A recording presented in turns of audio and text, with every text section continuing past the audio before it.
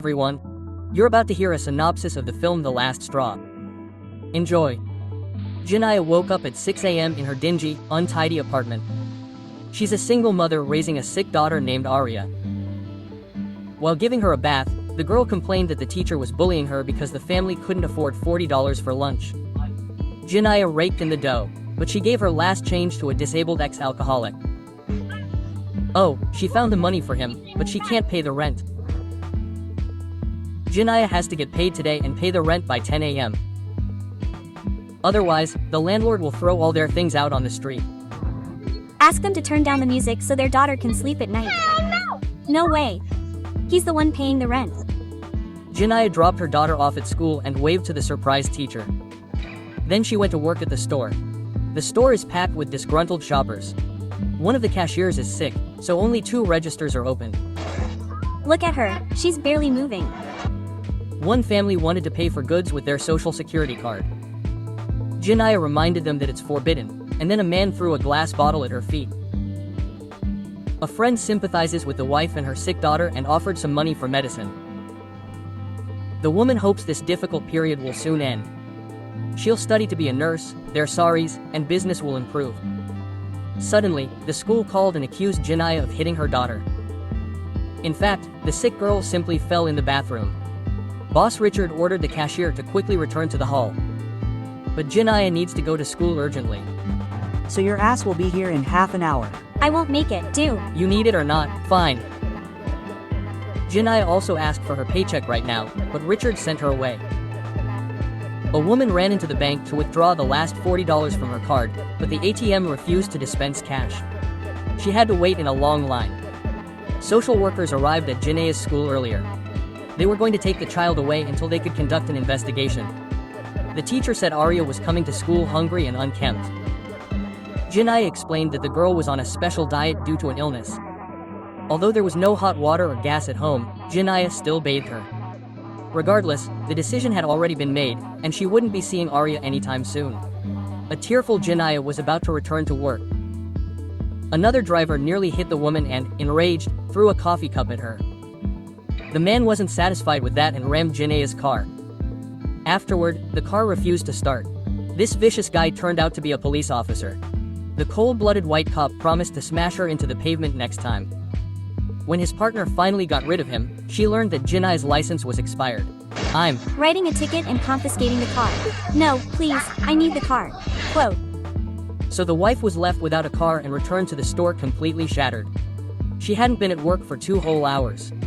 The boss was fed up with Jenai's excuse. He had fired the employee, who hadn't given birth yet, and at the same time refused to give her a check right away. According to the rules, he would send it later by mail. But Jenai needed the money today. When the woman returned home, she found all her belongings outside in the pouring rain. The landlady carried out her threat. Jenai became hysterical. She screamed at the top of her lungs. After recovering a bit, she returned to the store and began begging Richard to give her the check. Suddenly, 2 robbers burst into the office and ordered Richard to hand over all the cash from the register. They were about to take Arya's backpack with her medications, but Jenai resisted. Eventually, she got the gun and shot the gunman. The second man fled. The boss began accusing the former employee of setting him up, claiming they were her accomplices. Richard called the cops and told them the employee had orchestrated the robbery. She knew him. Jenai, you knew him. Rot behind bars. A few more words, and Richard fell dead to the floor. Jenai shot the boss. She didn't touch the money, only took her check to cash at the bank.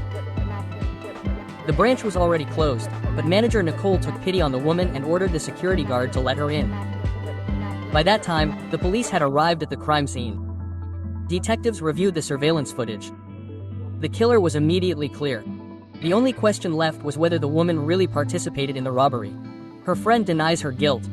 They said Jenai was a good person, she was just going through some hard times. They couldn't cash the check because Jenai didn't have any identification. Then the woman placed a gun on the table. Cashier discreetly pressed the alarm. The manager confirmed to the police that they were being robbed and described the perpetrator. Then Nicole noticed that Jenai had brought a bomb with her, although it was actually her daughter's school project. The detectives were going to inspect the killer's home. When they received a tip that their suspect was robbing the bank, the tellers pulled out all the cash, even though the woman had simply asked them to cash her check. She only needed her $500. Meanwhile, Nicole was trying to get the client to the publication. Quote, Excuse me, yes, I don't know what's wrong with her. Could you please? Quote. While Jenai was trying to figure out why the teller was crying, the bank was surrounded by police cars. One of the customers tried to grab the gun, and when that failed, he ran out into the street with a security guard. Jenai is waving the gun, yelling, and can't understand why everyone is acting so weird. There's a bank robbery on TV. A dangerous criminal killed 2 people before it. Detective Raymond volunteered to be the negotiator because she's a woman.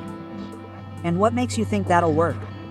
She was robbed by a man. She was framed by a man. She killed a man. Jenai is surprised why there are so many police around. After all, she just came to cash her check. Meanwhile, the woman continues to hold the bank employees at gunpoint and yell at them. No one ever helps me. I do everything myself. Every day, I do everything myself. Raymond asked to at least release the hostages, but Jenai had just hung up on her. She got her $500 and asked for $40 of it to be given to her daughter for lunch because she doesn't think she'll leave here alive. That aggressive cop would definitely shoot her. He promised her so. Jenai ordered the blinds closed and began to consider what to do next. The old men were furious with the robber. They would do anything to avoid working. The couple gave up on her and simply walked outside. After that, Jenai ordered the doors closed. The fake bomb began beeping. The police were waiting for the bomb squad to arrive. Jenai deactivated the bomb, and everyone around exhaled. Then she dragged a chair over and ordered everyone to sit. Jenai told Raymond about her hard life, how she lost her job and home. The cashier broadcast Jenai's confession online from her phone. This is how the whole country learned about her story. The woman also admitted that she was afraid of the angry cop, who would definitely kill her. After ending the conversation, Jenai turned off all the security cameras. Meanwhile, Tessa tried to escape. However, she forgot that the door was already locked. She's trying to understand why everyone's treating this woman like a martyr now. Nicole led Jenai into her office and showed her a photo of her family. She has kids too, by the way. Maybe it's time for the woman to stop? If she surrenders now, Arya will have time to wait for her mother after prison. Okay, but only after they take out that evil cop. FBI agents arrived at the bank building. Jenai's support group had gathered there that evening. They apparently don't care that she killed an innocent man. FBI chased the cops away. They're taking control of the operation. Jenai complained to the hostages that she didn't even have air conditioning at home. Grandma pointed out that she was born in the 1940s. She somehow lived without air conditioning her whole life, and in far worse conditions than the criminal. Jenai told her daughter how seriously ill she was and asked the bank manager to take Arya with him when she was taken to jail. She learned that her grandmother had diabetes, so she quickly let her go. Outside, a crowd joyfully chanted for Jenai's freedom.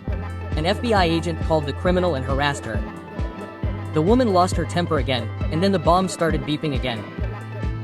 Everyone panicked. They were about to blow up, but Jenai managed to turn off the device. My Daughter made it for the science fair. She's pissed me off. It's not the bosses. Jenai was very surprised. And why did everyone think she brought a bomb with her? Tessa asked to go to the bathroom and left a message for the cops saying the bomb was fake. And her boss was planning to hide the truth. The bomb was the only thing that had kept the police from storming the house and Jenai from getting a hole in the head. Meanwhile, detectives figured out who rammed Jenai's car today. The cop got punched in the face and was ejected from the parking lot. Raymond told the woman she didn't have to be afraid anymore. But Jenai demanded that they send her a photo of the cop and tell the whole world what a jerk he was. Even though Jenai had already agreed to surrender, the FBI decided it was time to storm the bank. Raymond disobeyed and ran to the bank. She handed Jenai the phone so she could look at the cop's photo. They hadn't lied to her. The woman immediately allowed all the hostages to leave the bank. Only Nicole was left to walk out with Jenai. Will you visit me in prison? Yes. I promise. Don't forget to give my baby $40 for lunch. Of course. Suddenly, Jenai's mother called and asked her to calm down. Her daughter was dead. Arya had a seizure yesterday, and the woman took her to the hospital. In fact, today, Jenai woke up alone in her bed. She hadn't bathed anyone this morning and was talking to herself on the way to school. That's why the teacher looked at her so strangely. Back then, at work, she'd only imagined she'd received a call from the school. The moment Jenai realized Arya was gone, SWAT began storming the building. The criminals ordered her to put her hands up and, a second later, opened fire. The officers dragged Nicole aside and surrounded the woman's dead body. In reality, this was another of Jenai's fantasies. The bank manager persuaded the woman to go outside with her and surrender to the police. The criminal walked backwards toward the cops until Raymond handcuffed her. The gathered crowd applauded her as she left.